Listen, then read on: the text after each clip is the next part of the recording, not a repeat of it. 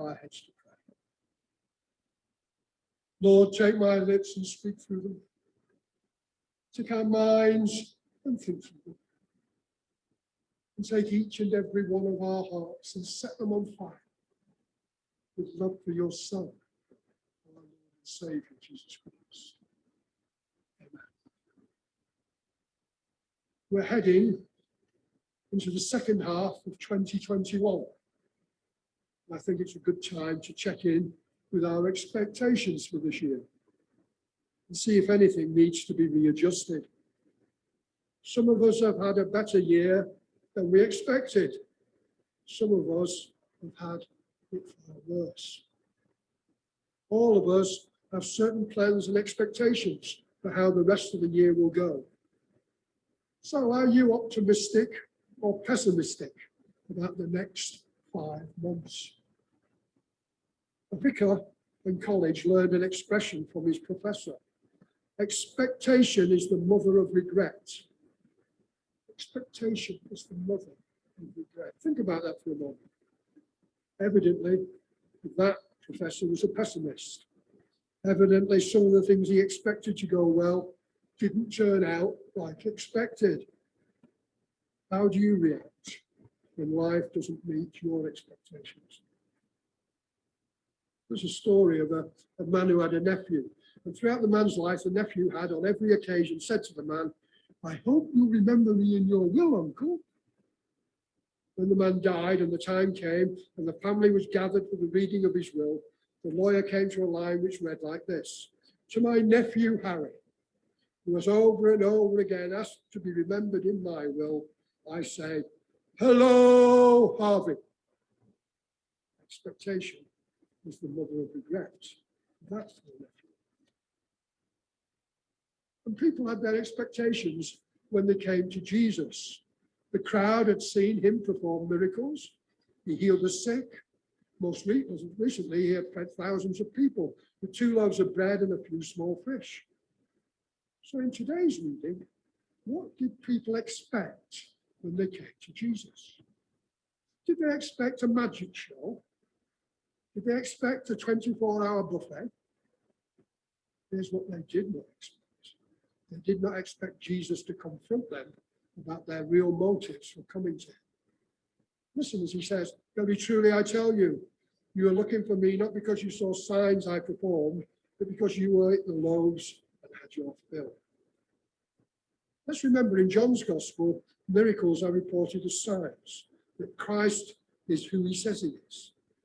That is the purpose of miracles. That was the real reason Jesus multiplied the fishes and loaves.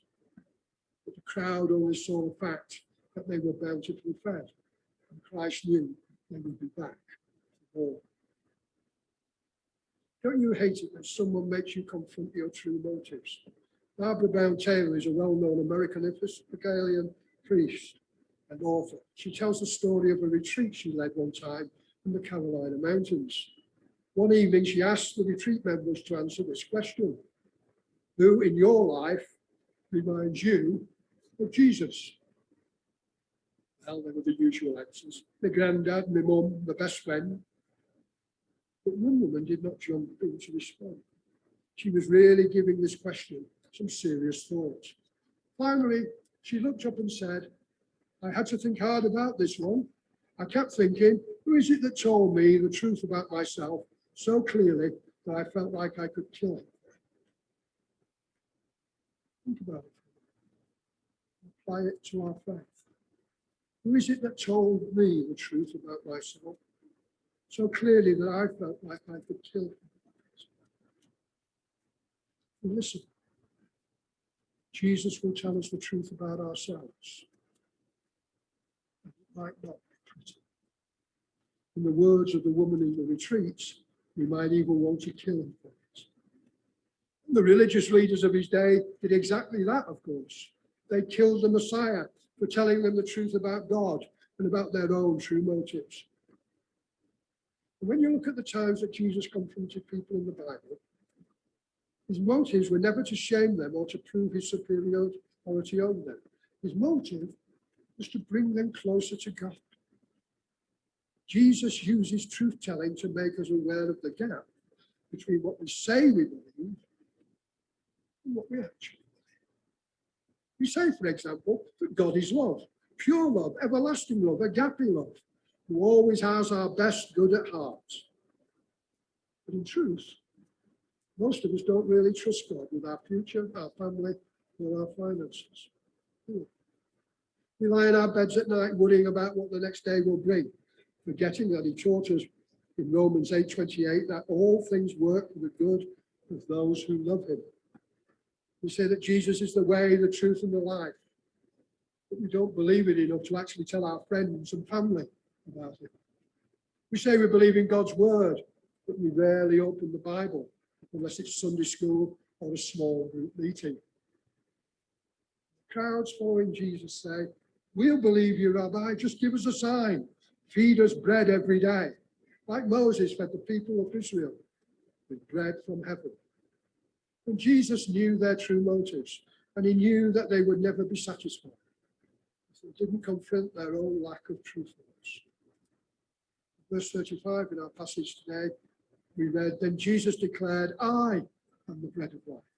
Whoever comes to me will never go hungry, and whoever believes in me will never be thirsty.'"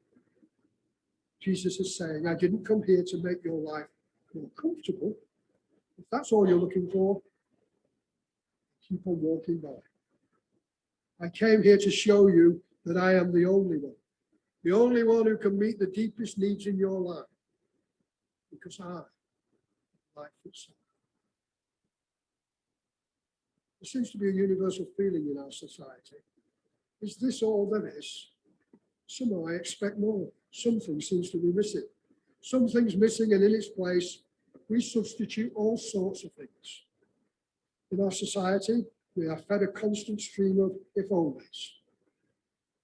For example, if only I had a little more money. How many of us thought that at some times in our lives? Well, Steve Bing was 18 when he inherited $600 million from his grandfather, a successful real estate developer. What a bountiful inheritance. So Bing dropped out of college and went to Hollywood. He became a movie producer. He invested money in a few successful films, such as The Polar Express. But he also invested in several films that were flops. Along the way, Steve also became known for his wild parties, his gambling, his drug use, and time spent with prostitutes. And of course, his many girlfriends. He was very generous with his friends, but refused to help support the children he had fathered in his many dalliances. That is, until he lost paternity suits in court, and he had to fork out the funds that he should have felt responsible for all along. In spite of spending millions to throw parties and impress people, Steve's closest friends say that he had few people who really liked him. They just hung around him because they wanted something from him. But here's how this sad story ended. On June the 22nd, 2020, Steve Bing stepped off the window ledge of his 27th floor luxury apartment building and plummeted to his death. This man who inherited $600 million in his teens died at the age of 55 with about $300,000 left to his name. If only I had money, he said, my problems would be solved. It may be that if you had more money, your troubles just wouldn't live.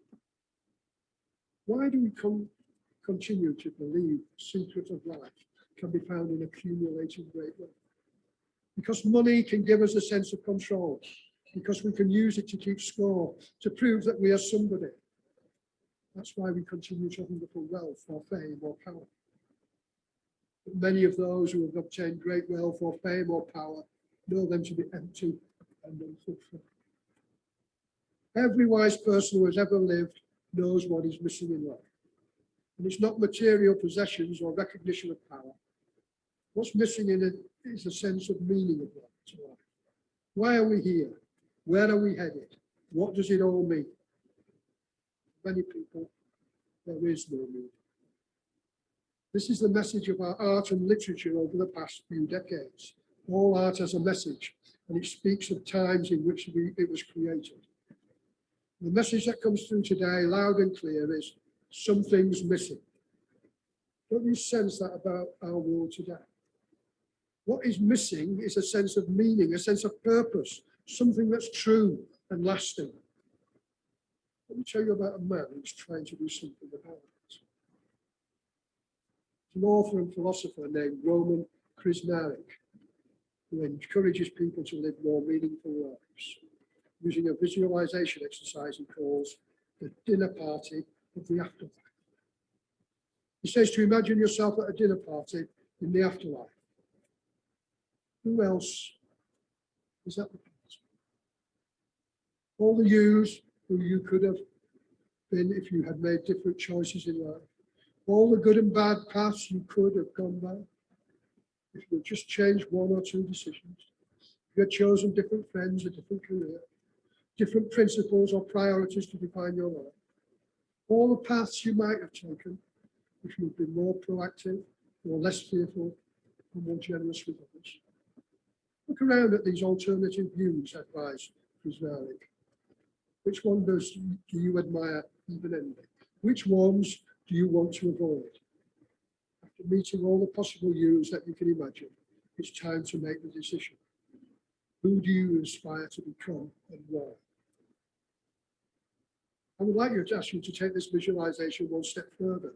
Visualize who you would be if you gave your life entirely to the purposes and priorities of God.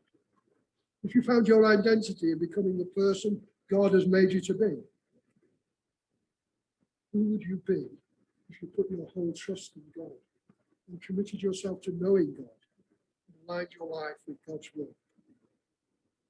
John Stott was a leader in the worldwide evangelical movement. In 2005, he was named by Time magazine as one of the 100 most influential people in the world. He talks about the moment when he finally realized that Jesus is the bread of life, the source of life. He wrote this: I was defeated. I knew the kind of person I was and the kind I longed to be. Between the reality and the ideal, there was a great gulf. What brought me to Christ was the sense of defeat and the astonishing news that the historic Christ offered to meet the very needs of which I was most conscious. Just think about those words for a few moments. Between the reality and the ideal, there was a great gulf. Can you relate to John Stott's realization? When you sit in church and hear about the goodness of God and the joy of knowing Him, do you feel empty and disconnected? Do you feel left out? Are you living with a sense of eternal purpose, or are you just trying to keep up? Well, here's the good news for the day. It was to meet this need, to fulfill this emptiness, that Jesus Christ came into the world. I am the bread of life, says Jesus. You can search all over this earth to find that one thing that is missing in your life. Until you feed on Him, you will never be satisfied. I appreciate the way pastor author Frederick Butler expressed this idea. He writes, part of the inner world for everyone is the sense of emptiness, unease, and incompleteness. And I believe that this in itself is a word from God. This is the sound of that God's voice makes in a world that has explained Him away.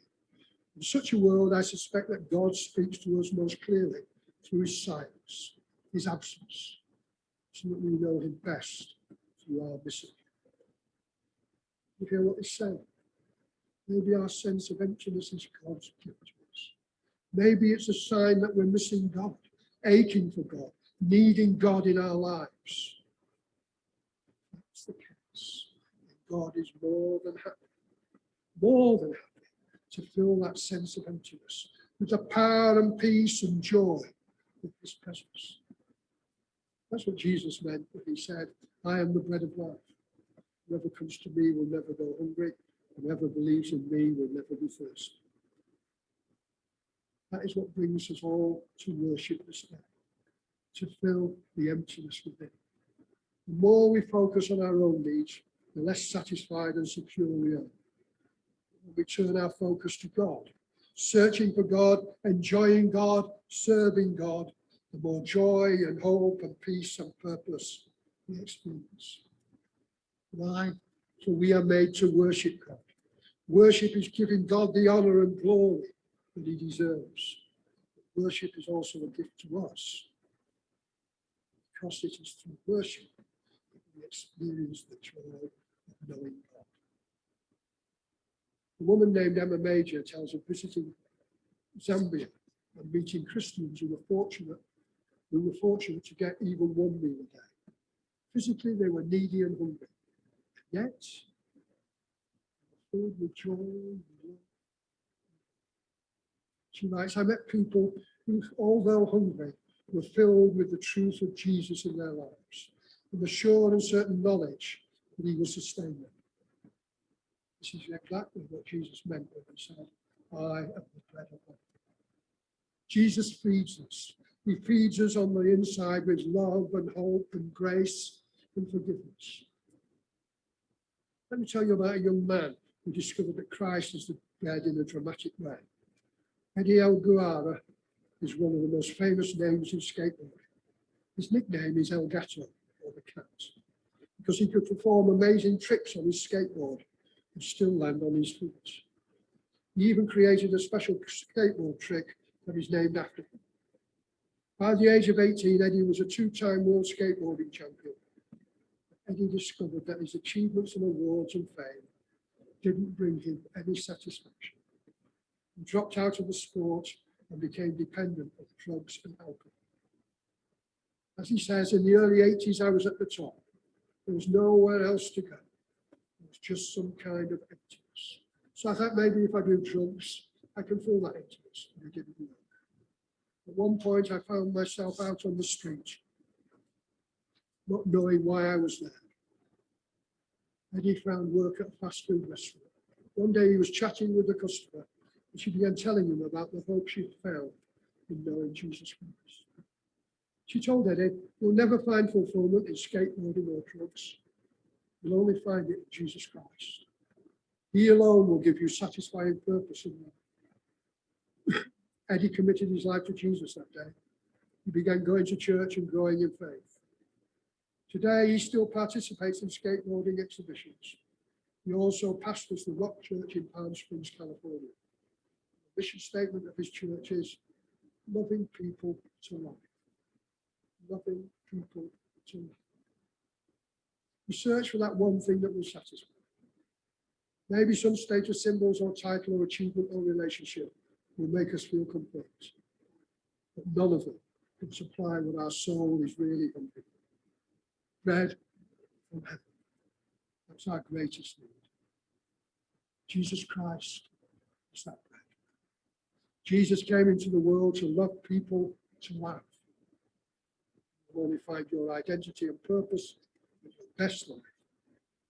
Turn your life over